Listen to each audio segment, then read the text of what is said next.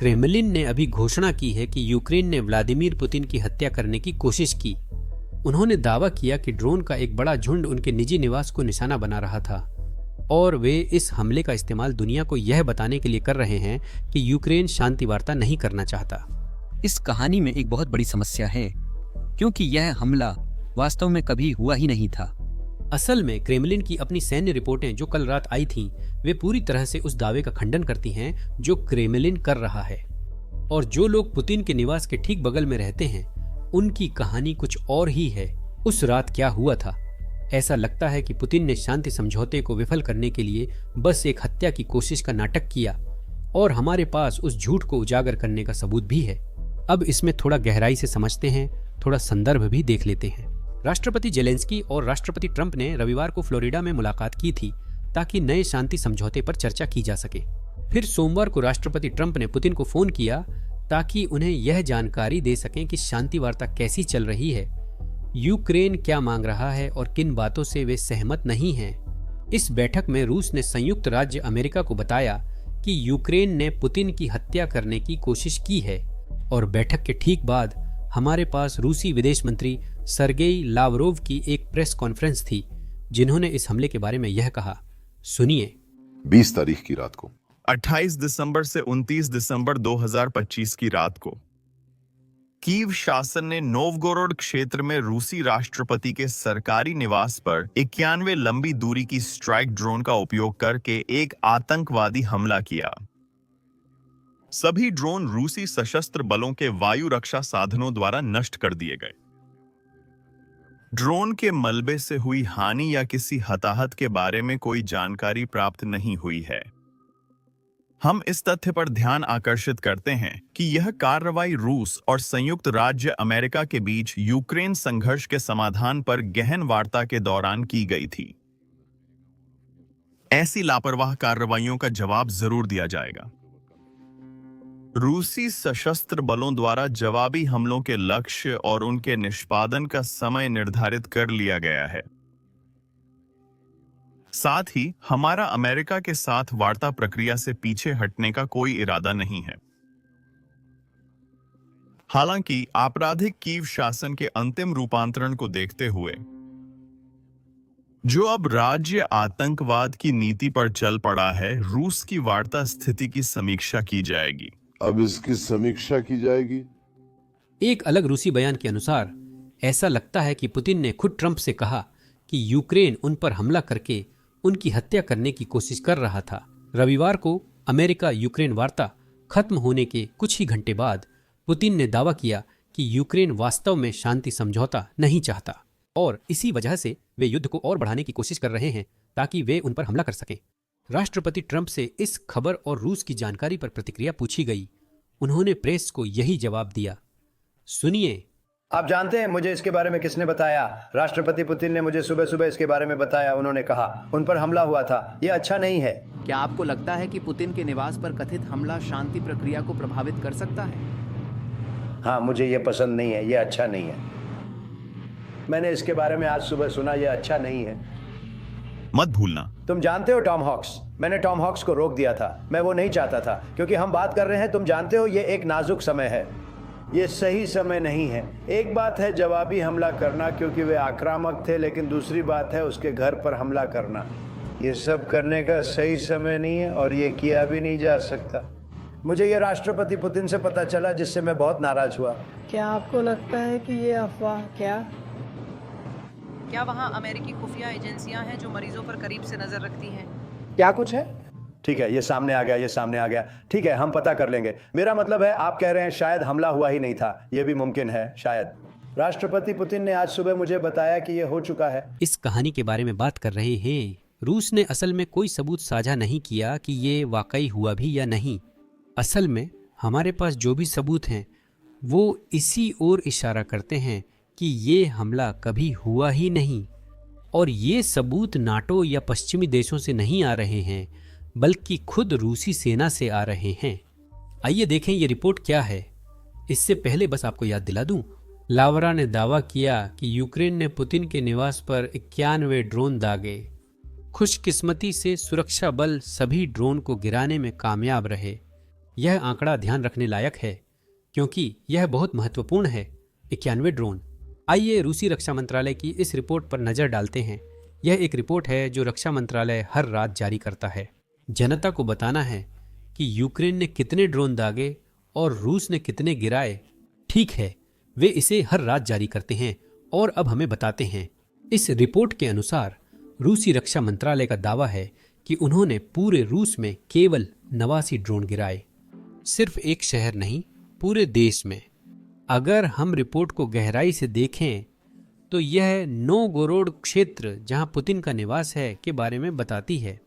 दूसरी पंक्ति में देखें, रूसी रक्षा मंत्रालय के अनुसार वहां सिर्फ 18 ड्रोन गिराए गए, लेकिन क्रेमलिन के अनुसार यूक्रेन ने 91 ड्रोन दागे थे और सुरक्षा बल सभी को गिराने में सफल रहे। यहां गणित कुछ मेल नहीं खा रहा है। 91 ड्रोन 18 ड्रोन के बराबर नहीं होते तो दो लोग पूरी तरह से अलग अलग आंकड़े दे रहे हैं। लेकिन दुर्भाग्य से पुतिन के लिए उनकी कहानी में यही एक चीज नहीं है जो मेल नहीं खा रही है। क्योंकि अब हमारे पास वहाँ के निवासियों के बयान भी हैं, यानी वे लोग जो उस इलाके के पास रहते हैं जहाँ पुतिन का निवास है, और उन्हें किसी भी बड़े हमले के बारे में कोई जानकारी नहीं है जो वहां हुआ हो। इस रिपोर्ट को देखिए। नोवगोरोड क्षेत्र के वाल्दे में पुतिन के निवास के पास रहने वालों ने हाल की रातों में ड्रोन या विस्फोट की कोई आवाज नहीं सुनी। इससे यह लगभग पुष्टि हो जाती है कि पुतिन के निवास पर यूक्रेनी हमला वास्तव में कभी हुआ ही नहीं था। इससे यह लगभग पुष्टि हो जाती है कि वह यूक्रेनी हमला जिसके होने का दावा क्रेमलिन करता है वास्तव में कभी हुआ ही नहीं था। इलाके के निवासियों ने बताया कि उन्होंने कोई हमला नहीं देखा, जबकि अधिकारियों ने दावे किए। रूस में ऐसा सिस्टम है जिसमें ड्रोन जिस इलाके की ओर जाते हैं वहां के लोगों को पहले ही सूचना मिल जाती है। आप जानते हैं, ये बिल्कुल वैसे ही है जैसे हमारे फ़ोन पर एप्पल की चेतावनियां आती हैं। हाँ, बिल्कुल वैसा ही है। उन्हें टेक्स्ट और टेलीग्राम मैसेज मिलते हैं कि आपके घर के पास हवाई हमला होने वाला है, तो छुप जाओ, खिड़कियों से दूर हो जाओ, बेसमेंट में चले जाओ। आप जानते हैं, बस कुछ ऐसा ही। निवासियों के अनुसार जिस रात क्रेमलिन हमले का दावा करता है उन्हें कोई चेतावनी संदेश नहीं मिला, और आम तौर पर जब भी ड्रोन वास्तव में आ रहे होते हैं तो चेतावनियां हमेशा दी जाती हैं। और इसके अलावा किसी ने भी हवा में ड्रोन की भनभनाहट की आवाज़ नहीं सुनी, किसी ने कोई धमाका नहीं सुना। समझ रहे हैं? रूस का दावा है कि उन्होंने लगभग 100 ड्रोन गिरा दिए, तो आसमान में धमाके होते जिन्हें निवासी सुन सकते थे। किसी ने कुछ नहीं सुना और निवासियों ने भी कहा कि वे ऐसे किसी व्यक्ति को नहीं जानते।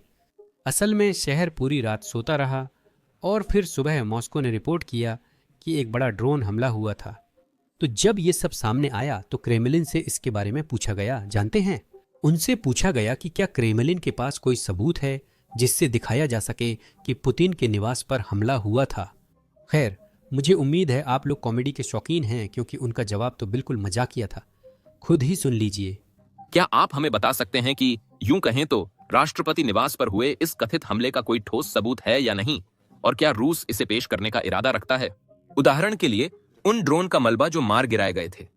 क्या आप मानते हैं कि यह अफवाह है? मुझे नहीं लगता कि यहाँ किसी सबूत की जरूरत है। अगर ऐसा एक बड़ा ड्रोन हमला किया गया था और वायु रक्षा के अच्छे समन्वित काम की बदौलत ड्रोन को मार गिराया गया और निष्क्रिय कर दिया गया। जहां तक मलबे की बात है, उस पर मैं कोई टिप्पणी नहीं कर सकता।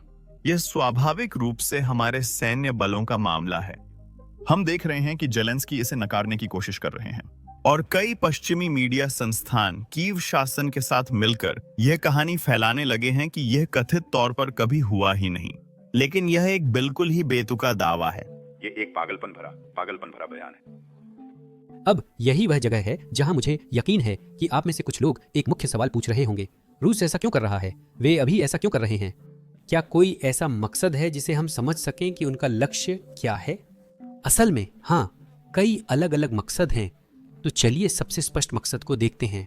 जब रूस ने इस हमले के बारे में झूठा बयान जारी किया तो उन्होंने यह भी कहा कि वे यूक्रेन के साथ अपनी बातचीत की स्थिति को और सख्त करेंगे।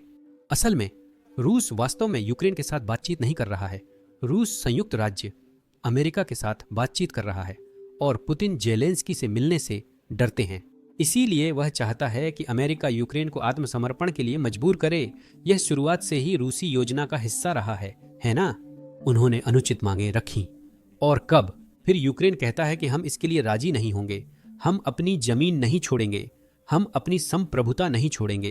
रूस कहता है कि यूक्रेन बातचीत के लिए तैयार नहीं है, जबकि असल में रूस ही बात नहीं करना चाहता। रूस यूक्रेन से आत्मसमर्पण चाहता है, पुतिन पूरी हार चाहते हैं, यही हो रहा है। उन्होंने हमले के बारे में ये झूठी कहानी बनाई और अब वे कह रहे हैं कि वे सबूत नहीं देना चाहते, वे ईमानदारी से बातचीत नहीं करना चाहते, वे चाहते हैं कि यूक्रेन आत्मसमर्पण कर दे। मुझे पूरा यकीन है कि रूस इस झूठी कहानी का इस्तेमाल यूक्रेनी नागरिकों पर और हमलों को सही ठहराने के लिए करेगा। वे पहले ही यूक्रेनी अपार्टमेंट बिल्डिंग्स पर हमला कर चुके हैं, वे पहले ही यूक्रेनी स्कूलों पर हमला कर चुके हैं। मुझे लगता है कि अब वे इसे बड़े स्तर पर करेंगे और नहीं चाहते कि दुनिया उनके खिलाफ हो। उन्होंने इस हमले की कहानी को झूठा बहाना बताया। असल में हमारे पास रूसी मीडिया हस्तियां, रूसी प्रचारक पहले से ही इस हमले के कारण यूक्रेनियों के खिलाफ सामूहिक नरसंहार करने की बात कर रहे हैं। सुनिए, ये सच में हुआ। जैसे पिछली रात अमेरिका में रात थी, रूस में सुबह होने से वहां ये चर्चा हो रही थी। समझना चाहिए कि ये प्रयास सिर्फ राष्ट्रपति, सर्वोच्च कमांडर इन चीफ को खत्म करने के लिए नहीं था। गणना सीधी थी। पुतिन को खत्म करने के बाद हम उनकी जगह लेने के लिए किसी व्यक्ति की तलाश कर रहे होते। इसका मतलब है समय। यह सभी वार्ताओं में रुकावट है। यह आक्रामक कार्रवाई की गति को रोकना है, जो अंततः हमें एक शर्मनाक हार की ओर धकेल देगा। हमें क्या करना चाहिए? हमें नेतन्याहू की तरह हर चीज का इस्तेमाल करना चाहिए। अगर ओरेशनिक चाहिए तो वही लो, पोसाइडन चाहिए तो वही इस्तेमाल करो। इससे कोई फर्क नहीं पड़ता कि इन पागलों, इन कमीनों को हथियार किसने दिए, ब्रिटेन ने, जर्मनी ने, इससे कोई फर्क नहीं पड़ता किसने।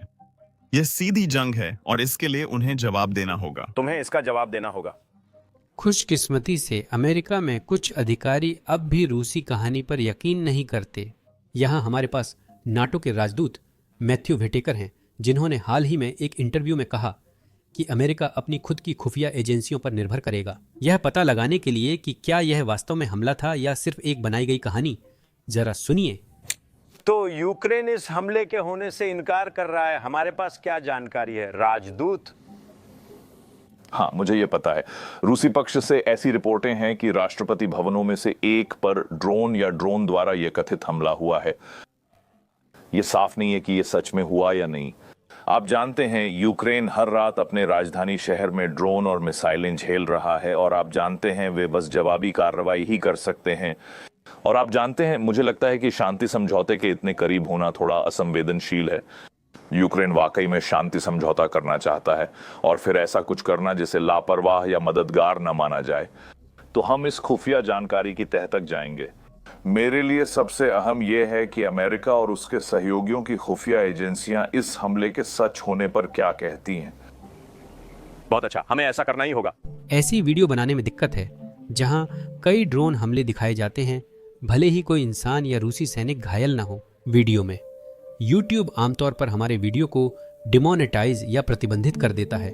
दरअसल पिछले हफ्ते YouTube के अनुसार हमारे 4 वीडियो डिमोनेटाइज हो गए थे। ड्रोन या फ्रंट लाइन फुटेज दिखाना विज्ञापनदाताओं को अनुकूल नहीं लगता, इसलिए वीडियो प्रतिबंधित होते हैं। यह आधुनिक युद्ध की सच्चाई है जिसे यूक्रेनियन लड़ रहे हैं और जीवित रहने की कोशिश कर रहे हैं।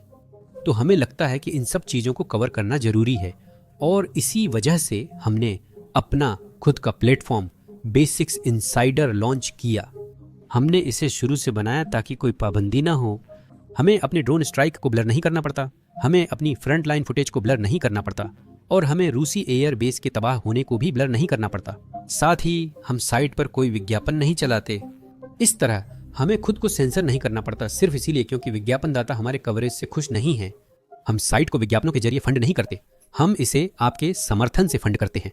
तो अगर आप ऐसे कवरेज में रुचि रखते हैं और आप हमारे वीडियो बिना सेंसर के देखना चाहते हैं और वो बोनस कंटेंट पाना चाहते हैं जिसे हम यहाँ YouTube पर अपलोड नहीं कर सकते, तो जरूर basicsinsider.com पर हमसे जुड़ें।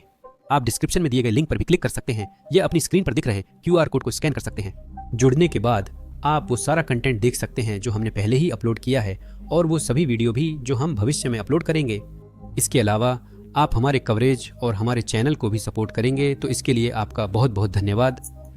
मेरा नाम सैम है और मैं आप सबसे अगले वीडियो में मिलूंगा।